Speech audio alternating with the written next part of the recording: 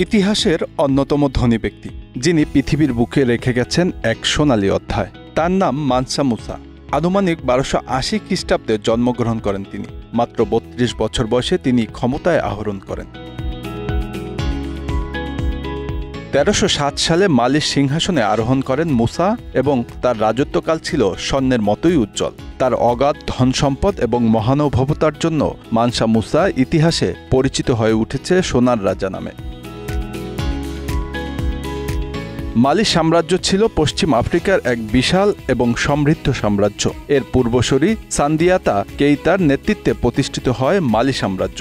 কিন্তু মানসা মুসার সময় এই সাম্রাজ্য তার শীর্ষে পৌঁছে যায়। তিনি পশ্চিম আফ্রিকার অনেকগুলো রাজ্যকে একত্রিত করে তার সাম্রাজ্যের আওতাধীন করেছিলেন এবং এক বিশাল বাণিজ্যিক নেটওয়ার্ক গড়ে তোলেন। তিনি প্রথম আফ্রিকান শাসক যিনি ইউরোপ এবং মধ্যপ্রাচ্যে ব্যাপকভাবে পরিচিত ছিলেন। মানসা মুসার কাছে এত পরিমাণ স্বর্ণ ছিল যে তিনি তার রাজ্য থেকে 10 কিলোমিটারের একটি পথ স্বর্ণ দিয়ে ঢেকে দিতে পারতেন। মানসা মুসার বিশাল সম্পদের মূল উৎস ছিল সোনা এবং লবণ খনি। তাছাড়া তার রাজ্যের মধ্য দিয়ে আফ্রিকার গুরুত্বপূর্ণ বাণিজ্য পথ অবস্থিত থাকার কারণে সেখান থেকেও তিনি বিরাট অঙ্কের খাজনা আদায় করতে পারতেন। মধ্যযুগের পৃথিবীতে বিশ্বের মোট সোনা উৎপাদনের প্রায় অর্ধেক আসত এই সাম্রাজ্য থেকে।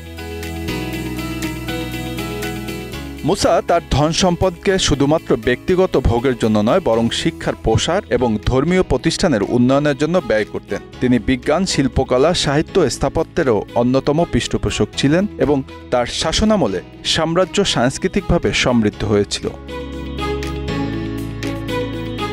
মুসার সিংহাসনে 2 লক্ষেরও অধিক সুবিশাল সৈন্যবাহিনী ছিল। প্রায় 40,000-এর উপরে ছিল শুধুই মাত্র তীরন্দাজ। আশেপাশের জেলাসহ 24টি শহর জয় করেছিলেন তিনি। মালি সাম্রাজ্যের মধ্যে ছিল এমন জমি যা এখন গিনি, সেনেগাল, মৌরিতানিয়া, গাম্বিয়া এবং আধুনিক মালি রাজ্যের অংশ। 1324 সালে মানসা মুসা তার বিখ্যাত হজ যাত্রা করেন মক্কায়। তার হজবহরের কাফেলায় রসদপূর্ণ থলে বহনকারী 60,000 লোক ছিল। সাথে ছিল 500 গোলাম, যারা প্রত্যেকে একটি করে সোনার দণ্ড বহন করছিল।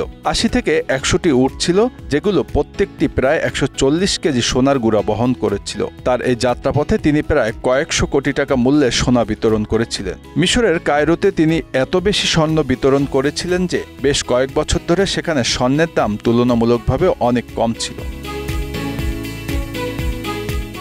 মানসা মুসার এই হজযাত্রা শুধু তার ধন সম্পদের প্রমাণই দেয়নি, বরং ইসলামের প্রতি তার গভীর বিশ্বাস এবং দানশীলতারও নিদর্শন দিয়েছে। তিনি মক্কা থেকে ফিরে এসে তার রাজধানী টিম্বাকটুতে প্রতিষ্ঠা করেন একাধিক মসজিদ এবং শিক্ষা প্রতিষ্ঠান।